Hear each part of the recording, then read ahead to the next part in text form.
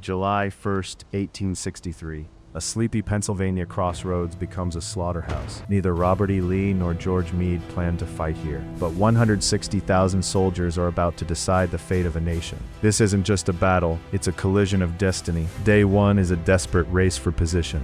It begins when Confederate infantry, searching for shoes and supplies, bumps into John Buford's Union cavalry. Buford recognizes the value of the hills and holds the line until the infantry arrives. The Union's Iron Brigade fights a bloody holding action at McPherson's Ridge, but the Confederate weight is overwhelming. The rebels push hard, driving the Bluecoats through the frantic streets of Gettysburg. Civilians hide in cellars as bullets shatter windows and the cries of the wounded fill the air. But as the sun sets, the North secures the vital high ground, Cemetery Hill and Culp's Hill. This ground will either be their salvation or their grave. Day 2, the stakes escalate. Lee surveys the Union line, a massive fishhook anchored on the hills. He ignores the advice of General Longstreet to flank and instead orders a crushing blow to both Union ends. The afternoon becomes a chaotic nightmare of smoke and fire. General Dan Sickles moves his men forward without orders, creating a vulnerable salient.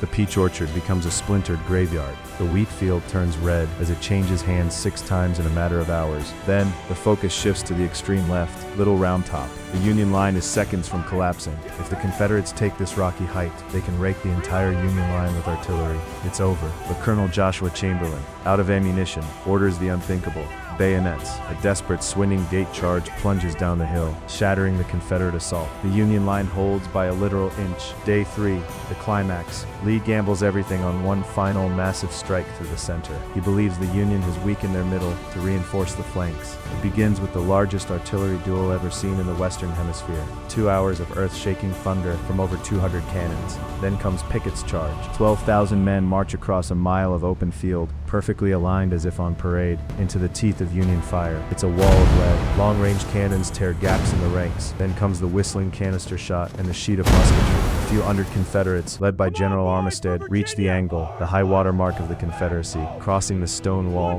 in a brutal hand-to-hand frenzy. But Union reinforcements pour in from every side. The charge is broken. The dream of Southern independence begins to bleed out in the Pennsylvania grass. Lee retreats under a heavy rain, leaving behind a landscape of ruin and a wagon train of wounded, 17 miles long. 51,000 men are dead, wounded, or missing. The tide has turned. 4 months later, Abraham Lincoln stands on this consecrated soil. He doesn't just mourn, he redefines what it means to be a government of the people. Gettysburg didn't just end a campaign, it reborn a nation. The Union is saved, but the cost was everything.